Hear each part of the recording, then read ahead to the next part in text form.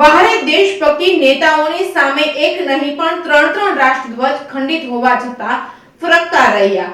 અમરેલી તાલુકામાં વિકસિત ભારત સંકલ્પ યાત્રા કાર્યક્રમમાં વ્યસ્ત નેતાઓને ખંડિત થયેલા રાષ્ટ્રધ્વજ ન દેખાયા। અમરેલી તાલુકાના ફતેપુર ગામે આજે વિકસિત ભારત સંકલ્પ યાત્રાનું સ્વાગત કરવામાં આવ્યું હતું, જેમાં તાલુકા પંચાયતના પ્રમુખ, અમરેલીના ટીડીઓ સહિત ગામના અગ્રણીઓ ઉપસ્થિત રહ્યા હતા। પોતાના સ્વાગત માટે થનગની રહેલા આગેવાનોને શાળા ઉપર રાષ્ટ્રધ્વજની હાલત ધ્યાને ન આવી એક નહીં પણ ત્રણ રાષ્ટ્રધ્વજ ખંડિત હાલતમાં ફરકી રહ્યા હતા। તેમજ સ્કૂલની અંદર પણ સીડી ઉપર રાષ્ટ્રધ્વજ જમીન ઉપર વિખરાયેલા જોવા મળ્યા હતા। ત્યારે શાળાના સત્તાધીશો માત્ર પોતાની વાહવાઈ સાંભળવા માટે થઈને રાજકીય આગેવાનોને ખુશ કરવા એટલા મશગુલ હતા કે શાળાની ટોચ ઉપર ફરકી રહેલા આપણા રાષ્ટ્રધ્વજ ઉપર ધ્યાન રાખવાનું જ ભૂલી ગયા હતા। તાલુકા પંચાયતના પ્રમુખ, જિલ્લા પંચાયતના સદસ્ય વગેરે ઘણા બધા નેતાઓ અને અધિકારીઓ હાજર રહ્યા હતા, પરંતુ આવું સઘળું ધ્યાન કોઈનું પણ ગયું નહીં। બીજા તો બધા ઠીક, પરંતુ શાળાના શિક્ષકો